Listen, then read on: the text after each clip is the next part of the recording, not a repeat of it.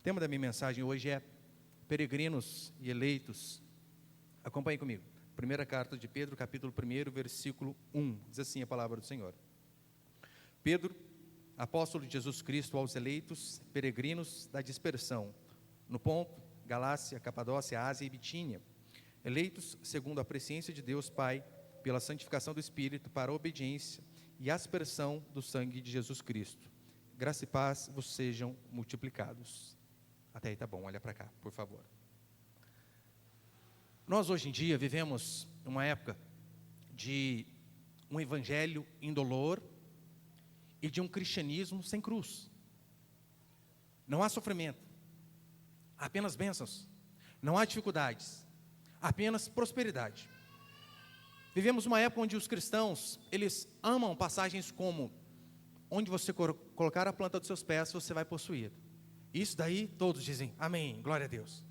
Mas quando você lê, no mundo tereis aflições, a própria igreja é capaz de dizer: está amarrado, está repreendido. Isso nós não queremos. A primeira carta de Pedro, de fato, é um tratado teológico de como ter esperança, mesmo em meio ao sofrimento, mesmo em meio à angústia e a um mundo difícil. Por isso ele vai falar da esperança viva como uma âncora para a alma, de onde eu e você devemos de fato nos apoiar, principalmente nos dias de dificuldade. A exemplo como a irmã Estela e o irmão Wesley acabaram de testemunhar aqui. Uma filha que nasce, vai para a UTI, se você não tem Deus, você se desespera, você fica sem chão. Só que eu sei que pregar sobre isso é ser tratado por grande parte da cristandade como masoquista, pessoas que gostam de sofrer, o que na verdade confirma que o evangelho moderno é hedonista. Ele tem a vida apenas com o objetivo de desfrutar os prazeres momentâneos que a vida lhe oferece. Este passa a ser o objetivo não apenas dos ímpios, mas de muitos cristãos. Suas vidas giram em torno de prazer. Não estou dizendo que somos contra, mas de jeito nenhum. Devemos orar, batalhar, trabalhar, para sim desfrutarmos o melhor. Só que sabemos que a vida não é um mar de rosas. Temos dificuldades. E como peregrinos no mundo, nós passamos por altos e baixos. Passamos por alegrias, mas também por tristezas e sofrimento. E talvez as tristezas e os sofrimentos sejam maiores do que as alegrias que nós temos na vida. Para mostrar que, de fato, a nossa esperança não pode estar fincada apenas neste mundo, como diz Paulo. Se a nossa esperança em Cristo se limita apenas a esta vida, somos os mais infelizes de todos os homens. Ele não diz que nós não podemos ter esperança nesta vida. Podemos e devemos, mas que a nossa esperança em Cristo, ela não seja apenas aqui, nesta vida. Por necessidade, por isso nós vemos de fato a necessidade de estudarmos uma epístola tão gloriosa, que nos prepara, que nos ensina, justamente para os dias de tribulação.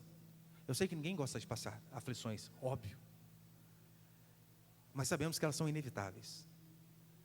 E sabendo que elas são inevitáveis, é de suma importância estarmos alicerçados na palavra do Senhor. Você percebeu que ao longo de todo o Novo Testamento, e principalmente nessas duas epístolas aqui, nós veremos que a palavra de Deus, ela é a única que consegue ser um alento para a nossa alma na tribulação. A palavra de Deus, ela é a única que consegue ser um bálsamo para as feridas que teremos muito durante a nossa peregrinação. Ela, de fato, é a única âncora que nós podemos confiar em meio às tempestades. Porque, para um ímpio, que passa uma dificuldade com o filho, que perde algum parente, como essa semana, o meu professor de jiu-jitsu perdeu o filho dele. Como você consola um ímpio numa situação desta? Alguns vão dizer que a dor da perda de um filho é a maior dor do ser humano. Quem já passou por isso sabe. Eu e minha esposa perdemos 3 abortos, óbvio que sentimos do mesmo jeito. Só que quando o filho é criado, há memórias, há lembranças, claro que a dor é muito maior. Então a palavra de Deus, ela é a âncora para nos sustentar nesses dias de tempestade. Veremos que ao longo desta carta, podemos até fazer um paralelo entre Paulo e entre Pedro. Paulo, via de regra, ele escreve para igrejas específicas, Tessalônica, aos Gálatas, aos Efésios, a pessoas específicas, Timóteo, Tito. Agora Pedro, ele escreve para todos os cristãos, no mundo difícil, para que eles possam de fato serem firmes em meio às lutas e às dificuldades. É por isso que as duas cartas de Pedro são conhecidas como epístolas católicas, não no sentido do catolicismo romano, mas católico no sentido de universal, que este é o sentido da palavra católico, universal. E Pedro escreve para todos os cristãos neste sentido. Portanto, nas próximas semanas, aí, se Deus permitir, entraremos a fundo nessa epístola aí. Hoje eu começo com uma introdução, mas veremos como ela é totalmente útil e aplicável no nosso dia a dia. Eu quero começar esta exposição com apenas 2 princípios. Põe o primeiro ali, por favor, Hélio. Primeiro princípio: peregrinos com uma esperança inabalável. Porque é isso que a carta vai dizer, que nós somos peregrinos, e sendo peregrinos devemos ter uma esperança que não afunda, uma esperança que não rui, que não apodrece. A primeira carta de Pedro, ela de fato foi escrita pelo apóstolo, é isso que ele diz aqui no versículo 1, não é? Pedro, apóstolo de Jesus Cristo, provavelmente entre o ano 62 e o ano 64, um pouco antes daquela brutal perseguição de Nero, onde ele culpa os cristãos de terem colocado fogo em Roma. Pedro escreve um pouquinho antes, e a autenticidade dessa carta, de fato é reconhecida, sustentada por boa parte da tradição da patrística, confirmada por teólogos como Calvino e tantos outros, embora alguns críticos comecem a contestar a autoria de Pedro, mas isso mais recente. E por que eles começam a contestar a autoria do apóstolo Pedro? Porque a primeira carta de Pedro é o melhor grego de todo o Novo Testamento. Aí então, se você já começa a lembrar de quem era Pedro, pescador, que a princípio não tinha ali tanto domínio sobre o seu idioma, e você se depara com uma carta onde tem o melhor grego do Novo Testamento, inclusive melhor que o grego de Paulo, você pode dizer: pastor, será mesmo que foi ele? Sim, foi ele. Primeiro que onde Pedro vivia, ele vivia numa região totalmente helenizada, ou seja, os gregos de fato haviam colonizado tudo e a cultura deles tinha influenciado muitos, e muitos eram o inglês da época. E no final da sua epístola nós veremos também que Pedro, ele disse que ele não escreveu a carta sozinho. Então, não há motivos para que nós possamos desconfiar da autoria dele. E o estilo de Pedro, ele é um pouquinho diferente do estilo de Paulo, veremos no decorrer dessa epístola. Paulo, via de regra, as suas cartas são assim: ele vem com um denso tratado teológico, ele, de fato, esmiuça a doutrina, como, por exemplo, Romanos, Efésios, e do meio para o final, ele começa a dar aplicações daquela teologia na vida do povo. Teologia densa, para depois aplicação. Pedro já é um pouco diferente. Pedro meio que mistura a teologia com a aplicação. Ele vai falando aplicando. Ele diz a parte teológica e diz o que significa, e automaticamente ele já vai e aplica na vida do cristão. Eu, particularmente, minha pregação eu tento fazer mais ou menos o estilo das cartas de Pedro, que eu acho que assim é mais fácil para a igreja entender. Você dá a doutrina e aplica, porque se eu dou toda a parte teológica e deixo para aplicar só no final, vai ficar coisa para trás e provavelmente você não vai lembrar de muita coisa que foi dita lá no começo. Então é fundamental a aplicação, e eu tento seguir mais ou menos isso. Eu sei que o fundo histórico aqui, nós veremos que aqueles cristãos, eles estavam sendo perseguidos, e perseguidos não apenas política ou religiosamente. Esses irmãos estavam sendo perseguidos e sendo até rejeitados socialmente. Se você pensa que hoje é difícil ser cristão no país socialista, esquerdista ao qual nós vivemos, você não tem noção do que era ser cristão aqui na época de Pedro. Muitos perderam emprego, terras, famílias. E o que Pedro faz diante dessas aflições dos seus patrícios, de seus irmãos? Ele não escreve como um filósofo no seu escritório, dizendo, ser ou não ser. Não. Mas ele escreve aqueles irmãos como um pastor, como alguém que sabe das angústias, das aflições do seu povo, porque ele mesmo já passara por muita coisa. Nas quartas-feiras estou pregando o livro de Atos, e você que está aqui deve ter acompanhado. Pedro foi preso, mentiram sobre a vida dele, e ele sabia que também, em breve, ele estaria sendo morto.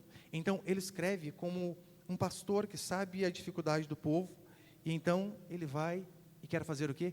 Consolá-los da maneira correta. Não, Pedro não pegava um banquinho e dizia: meus lindos. Não era assim a pregação de Pedro, graças a Deus. Pedro não era massageador de ego, mas Pedro, ele tinha consolo para os cristãos, mesmo em suas horas mais difíceis. Edmundo Clowney, a respeito dessa epístola, ele comenta da seguinte forma: Pedro escreve a crentes perseguidos, não para livrá-los do sofrimento, mas para levá-los a glorificar a Deus em meio a ele. Pedro, ele não escreve, eu não coloquei ali? Acho que não, né? Olha para cá, por favor. Pedro, ele não escreve com o objetivo de livrar os cristãos do sofrimento. Pastor, o senhor está dizendo que o senhor não crê que Deus livra? Óbvio que não. Creio. E sempre iremos orar por isso. Toda vez, qualquer criança lá de casa fica doente, a primeira coisa, antes de remédio, eu já meto a mão na cabeça. Senhor, tem misericórdia e cura. Significa que toda vez Deus vai fazer de acordo com a nossa oração? Não.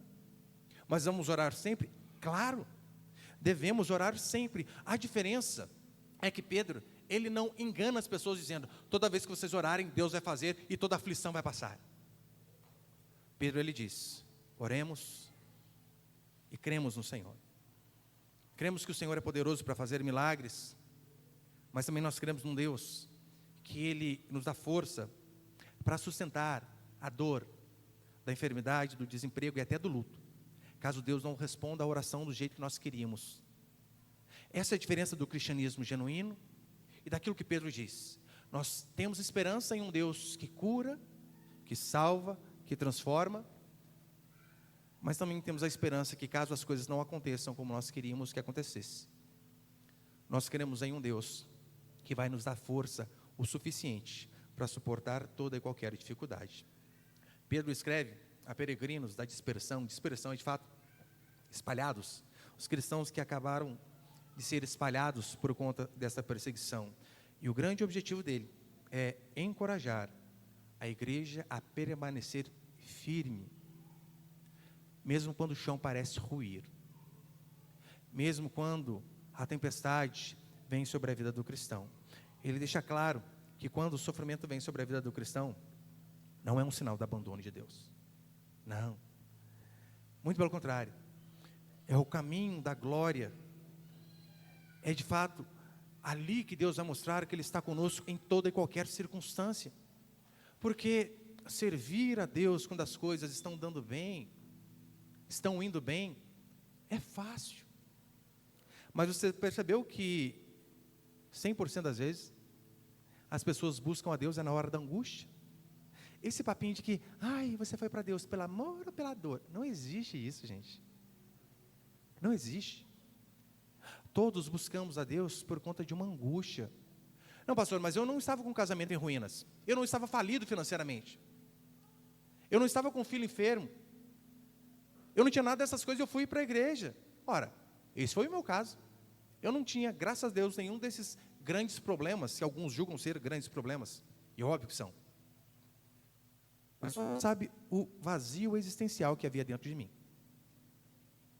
Um jovem, um adolescente, que mesmo com escassez de dinheiro, tinha uma boa família, bons pais, boa irmã, tem que falar bem da irmã, está aqui. Uma boa família, mas ainda assim, só Deus sabe o vazio existencial que havia dentro de mim. Anos depois, eu fui entender aquela frase de Dostoiévski: no coração do homem é um vazio do tamanho de Deus. Assim é o ser humano. Então esse papinho de que, se busca Deus pelo amor ou pela dor, não, é só pela dor, é só pela angústia, é só quando você de fato sente um vazio e nada te preenche, é aí que buscamos o Senhor. E o que nós veremos aqui, portanto, é um manual pastoral para tempos de sofrimento. Pedro escreve a cristãos, como nós lemos aqui, Galácia, Ponto, Capadócia, Ásia e Bitínia, que atualmente seria a Turquia. Pedro escreve a esses cristãos. Pedro escreveu para essas pessoas porque elas estavam descobrindo que ser cristão em um mundo pagão necessita coragem, e muita coragem. Você acha que hoje, para se ser um cristão genuíno, segundo a palavra de Deus, não se precisa de coragem? Óbvio que precisa. As pressões culturais são muitas, por toda parte. Hoje em dia, para você de fato ser fiel ao Evangelho, é necessário bravura, porque os cristãos modernos não querem saber de viver de acordo com a palavra. Eu falo para você com tristeza no coração. Essa semana eu conversava com alguns seguidores lá do Rio Grande do Sul, de uma igreja bíblica séria, histórica, igreja a qual eu admiro. E eles me dizendo: pastor do céu, estamos perdidos. A nossa igreja está abraçando o feminismo, com os 2 braços, com as 2 pernas. O que faremos? E isso de púlpito. Eu disse a ele: Deus do céu. Mas não é só aquela denominação. Eu falei: irmão, você não é o primeiro que me fala isso. É triste dizer, mas essa denominação de fato está encaminhando para isso. Terrível. Não percebem?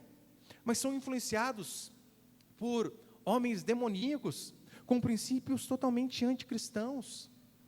Você deve se lembrar do pastor batista Ed René. Um pastor que ele é totalmente a favor, na verdade não a favor, ele é um arauto do liberalismo teológico. Você não tem noção o perigo que é o liberalismo teológico. O que é o liberalismo teológico? É a crença de que a Bíblia, ela não é a palavra de Deus, mas ela contém a palavra de Deus. Pastor, mas isso não é apenas semântica, um jogo de palavras? Não. Quando nós falamos que a Bíblia é a palavra de Deus, nós acreditamos de fato que em sua inteireza, de Gênesis e Apocalipse, é Deus falando conosco. Quando você diz que a Bíblia contém a palavra de Deus, você está dizendo que partes são divinas e partes não são divinas. E eu pergunto, quem é que decide aquilo que é divino e aquilo que não é? O homem, o ser humano, falho e pecador.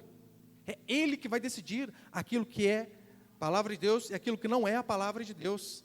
Portanto, em um mundo onde a igreja enfrenta o desprezo ideológico, onde nós, de fato, somos escorraçados o tempo todo, quando nós pregamos sobre coisas que são importantes, é óbvio, né? Não é o centro do evangelho, mas quando nós falamos sobre roupa, sobre modéstia, sobre submissão da mulher ao marido, século 21, pastor, o senhor ainda está na época das cavernas ainda.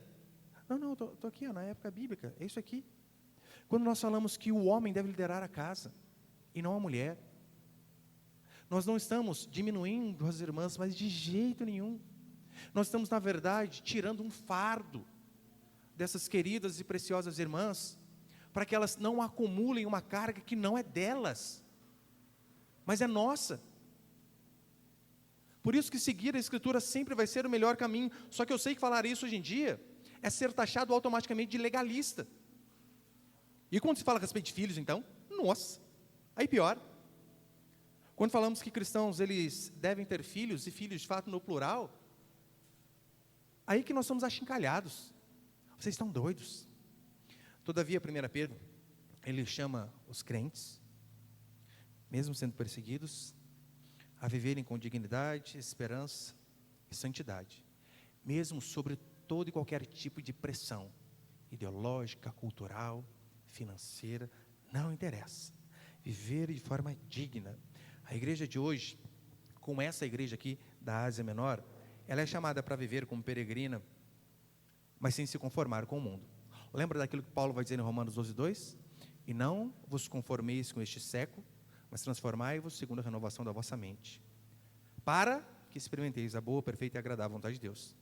Não vos conformeis com este século, é literalmente não entre na forma deste século. Não é porque todo mundo está fazendo que seremos pragmáticos e faremos tudo aquilo que eles estão fazendo. Não faremos isso. Pedro escreve de fato aos eleitos e peregrinos, talvez na sua versão esteja aí forasteiro, no primeiro versículo, mas veja, peregrinos, o que é um peregrino? Peregrino é aquele que está apenas de passagem, é aquele que sabe, eu estou passando por este lugar, mas eu não sou daqui.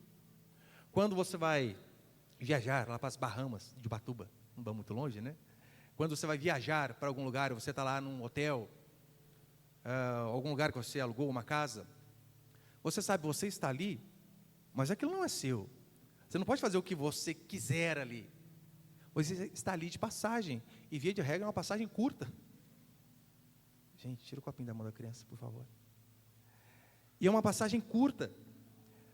Mesma coisa em relação a nós, aqui neste mundo. Nós somos cidadãos dos céus, e nós estamos apenas de passagem aqui. Pastor, mas uma passagem de 75, 80 anos, via de regra média, né? Sim, mas é extremamente curto. O que são 70, 80 anos comparados com a eternidade? Nada. Por isso que ainda que tenhamos uma vida de sofrimento aqui neste mundo, não é nada comparado àquilo que Cristo tem para nós. Mas precisamos entender que somos peregrinos, cidadãos dos céus. E devemos viver de forma santa e digna, mesmo como exilados. Ainda quando estivermos aqui, devemos viver nessa terra hostil, de forma digna do nosso Senhor, porque a nossa pátria não é aqui deste mundo. Portanto, queridos, hoje nós temos que estar dispostos a enfrentar as nossas fogueiras culturais, porque sim, óbvio que o cristão passa por isso. Você acha que não tem? Tem, claro que tem. Você sabia que em muitos países a perseguição de fato acontece, e é uma perseguição física. Está dando para pôr ali? Põe para frente, por favor, Ellen. Pode pôr as duas matérias ali. Eu coloquei até uma matéria da Veja para não ser acusado aqui de fake news, né? Mas olha, matéria da Veja, os países mais perigosos para cristãos em 2024, segundo o ONG, veja a lista. Primeiro que vai encabeçar a lista, óbvio, né? Coreia do Norte. Pleno News, ranking mostra que perseguição a cristãos atingiu um novo recorde. Por todo o mundo, de fato, cristãos são perseguidos. Na Europa, talvez, ainda que não perseguidos como Coreia do Norte, China e alguns países árabes, mas na Europa, constantemente, pessoas que se dizem cristãs de verdade são zombadas. A fé é ridicularizada. Por quê? Quem que precisa de Deus numa terra onde que você planta e colhe? Onde parece que tudo dá certo? Onde o povo tem dinheiro para dar e vender? Agora, em outros lugares, a perseguição ela é mais via cancelamento e rejeição mesmo. Talvez este seja o caso no nosso país. Porque se você se mostrar um cristão genuíno, óbvio que você vai ser perseguido, cancelado e rejeitado. Eu tenho uma irmã que ela mora, irmã em Cristo. Ela mora lá nos Estados Unidos. Irmã muito preciosa. Eu tive o prazer de escrever o prefácio do livro dela, Costurando a Modéstia no Coração. E que ela fala sobre modéstia, santidade, sobre como a mulher se vestir. E ela foi atriz global antes de se converter. Tem foto lá com Malvino Salvador, Mariana Ximenes e um monte daqueles medalhões globais. Aí ela se converteu e disse, olha, não, eu não vou usar mais esse tipo de roupa, eu não vou fazer mais esse tipo de cena. O que vocês acham que aconteceu com ela? Não, mas tá bom, vamos pôr você em outra novela, das 9, protagonista. Óbvio que não, foi embora, acabou. É assim que acontece. Se você é um cristão genuíno, hoje em dia, pelo menos no nosso país, entrar no debate público com pressupostos cristãos, já é o primeiro passo para você nem ser ouvido. Se você começar falando a respeito da sua fé, daquilo que você crê, não, vai por religião aqui no meio, vemos o Estado laico. Eu, quantas vezes, às vezes, internet e tal, eu comento alguma coisa lá, daí está lá, pastor quer falar alguma coisa. Eles não olham o argumento, mas é o ad hominem. Eles destroem a pessoa, em vez de destruir o argumento. Ser cristão hoje em dia é assim. Mas lembre-se, este mundo não é o nosso lar. Nós somos estrangeiros. Nossa cidadania é celestial. Mas mesmo assim, devemos viver de forma digna e santa. E segundo e último para encerrar, põe ele, por favor, minha irmã. Segundo princípio, nós vemos que a carta de Pedro, ela é um alento na tribulação. Acompanhe comigo o versículo 2 novamente, por favor. Eleitos, segundo a presciência de Deus Pai, pela santificação do Espírito, para a obediência e aspersão do sangue de Jesus Cristo. Graça e paz vos sejam multiplicadas. Por que será, né? Graça e paz vos sejam multiplicadas? Porque está um período muito difícil, com certeza. Você reparou que o que nós vemos aqui é a Trindade agindo. Por mais que este termo Trindade, você não vai achar na Escritura. Claro que não. Mas o conceito está por toda a Bíblia, inclusive aqui neste versículo 2. E você percebeu como que Pedro começa a consolar este povo? Eleitos segundo a presciência de Deus Pai. O que é um eleito? Eleito não fala de alguém que fez uma escolha. Pelo contrário, de alguém que foi escolhido. Não é isso? Eleito? Segundo os jornais, segundo se acredita, o atual presidente foi eleito por 51% dos brasileiros, que você não vê em nenhum lugar. Mas ele foi escolhido pela maioria dos brasileiros. Aqui a eleição fala justamente disso, de se ser escolhido. E a carta toda, ela fala sobre sofrimento, aflições e angústias. E uma das coisas que fortalecerá eu e você no meio desse sofrimento, dessas angústias do dia a dia, sabe o que é? Saber que Deus nos escolheu. Isto vai fortalecer. É a eleição que nos confortará nesta árdua peregrinação enquanto estivermos aqui neste corpo. Porque quando você sabe que você foi escolhido por Deus, automaticamente isso em você vai gerar fé. E o mundo, convenhamos, ele oferece muito mais prazeres momentâneos do que o cristianismo. Claro, ai pastor, é uma delícia ser crente. É nada, é só não. Os 10 mandamentos, 8 começam com não. O que tem de legal aí, gente? Eu lembro quando eu comecei a vir para a igreja, na verdade minha esposa começou a vir antes de mim, ela começou a vir e a gente já morava junto, já tinha um filho mais velho, daí já começou o primeiro não, né? Não me querer daquele jeito. Aí pronto, estou lascado. Não, não, não e não.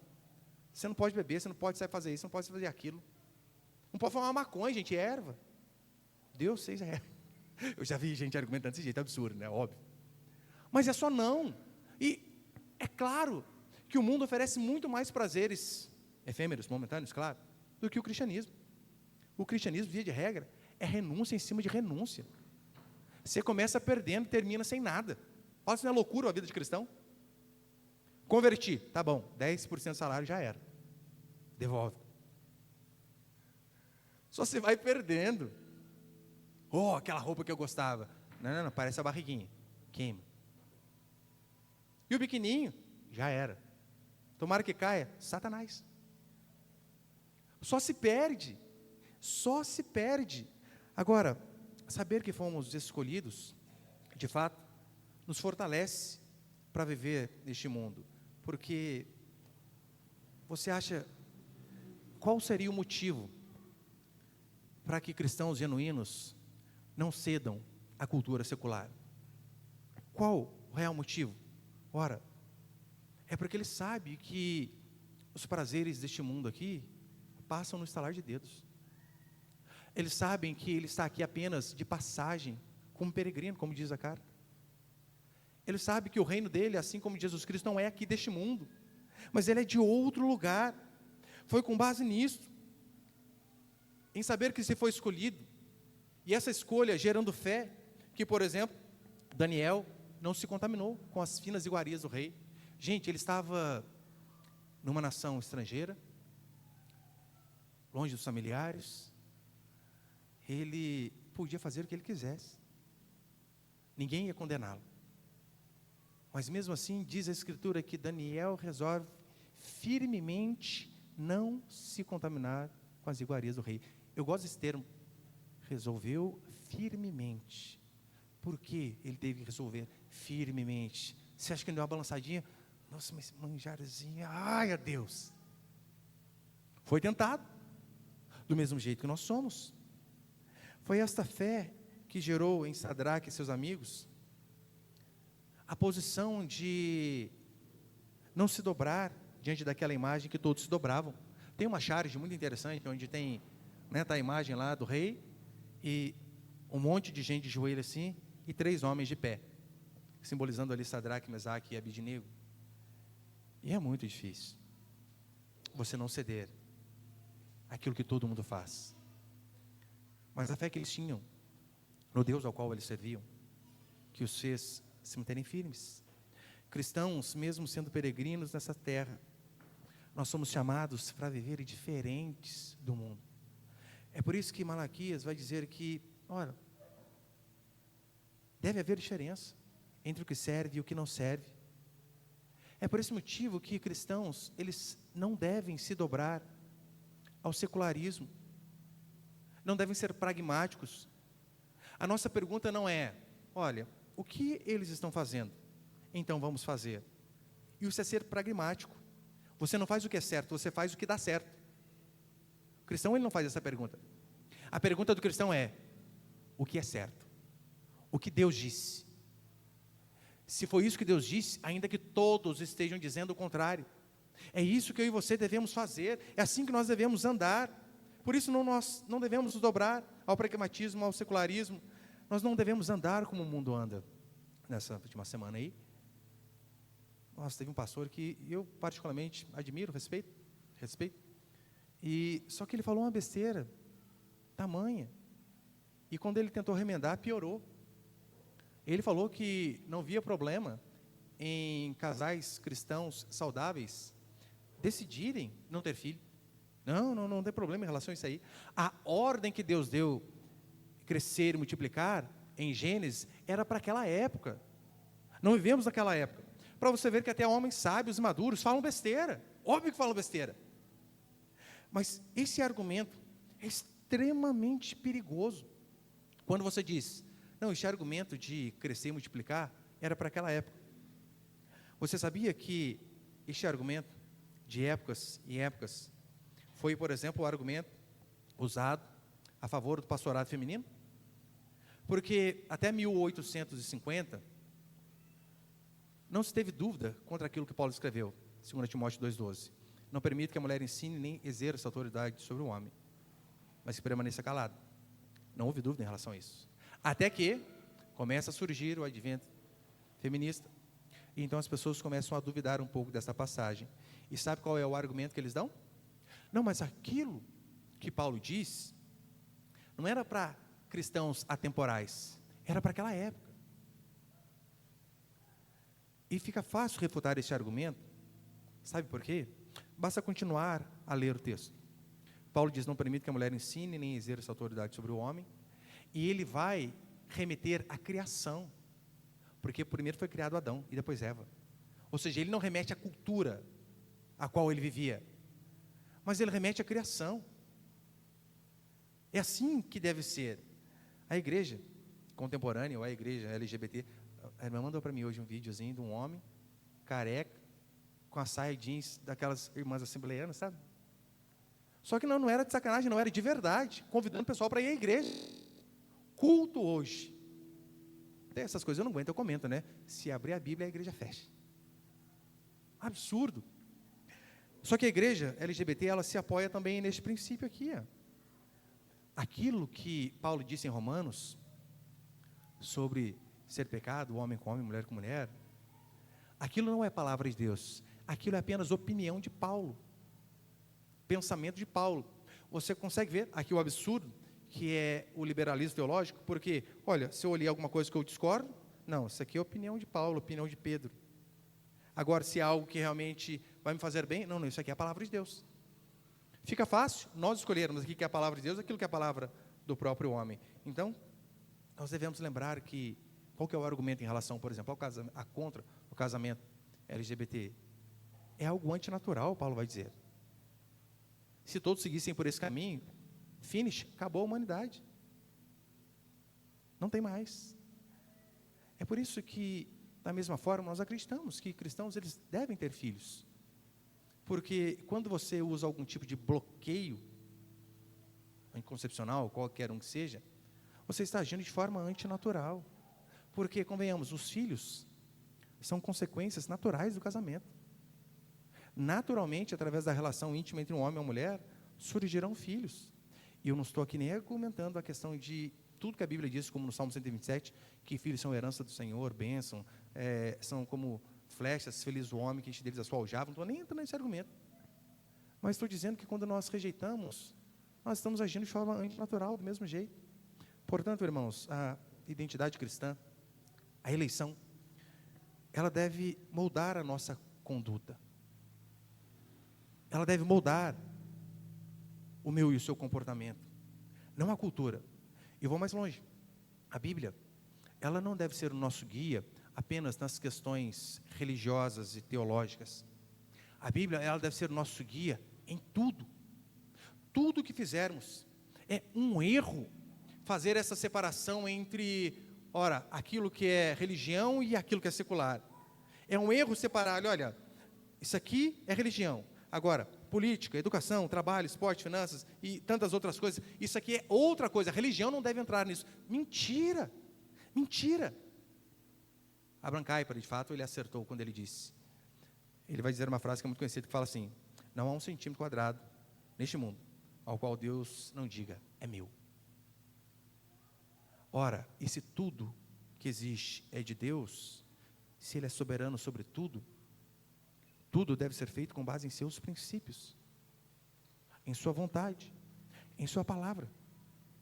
Por que nós cristãos somos contra o aborto, independente da quantidade de dias ou semanas?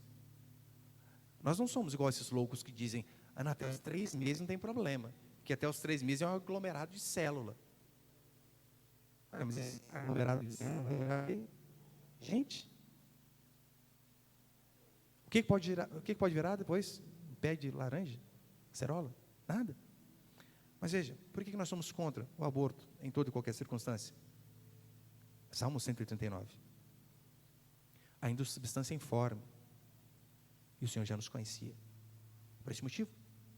Por que nós somos contra o casamento homoafetivo? Romanos 1 e tantos outros textos. Por que nós somos totalmente a favor do aconselhamento bíblico, em contrapartida das consultas psicológicas? Porque nós cremos que Deus que fez o ser humano, apenas Ele tem as respostas para a alma humana. Ele. Não é a psicologia baseada em Freud, Skinner e tantos outros, mas é Cristo. É Ele. É Ele que pode nos confrontar, mas também é Ele que pode nos consolar. E só nele nós vamos achar de fato aquilo que nós procuramos. O anseio para a alma humana está na Escritura. Nós não somos definidos, melhor dizendo, por partidos políticos, pautas ideológicas. Claro que não. A Escritura vai dizer que nós somos eleitos do Pai. E no versículo 16 deste primeiro capítulo, Pedro vai dizer assim: sede santos porque eu sou santo. Ou seja, devemos seguir o nosso Criador. E a nossa visão bíblica, escriturística, ela deve de fato governar toda a nossa existência. Tudo aquilo que fazemos, ciência, tecnologia, tudo deve ser guiado pela Escritura. Portanto, a esperança viva que Pedro apresenta, que ele vai dizer no versículo 3, não é uma ideia, mas é uma pessoa. E se eu e você, de fato, temos a esperança em Cristo, nós conseguiremos passar pelas aflições, angústias e tribulações deste mundo, mesmo machucados. Agora, sem Cristo, sem esperança, mesmo em meio aos mais bonitos palácios, precisamos do Senhor. 1 Pedro é uma carta para peregrinos e forasteiros, para cristãos que vivem num mundo hostil, sim, mas que não perdem a esperança, porque nós cremos num Deus que vive. Amém, meus irmãos?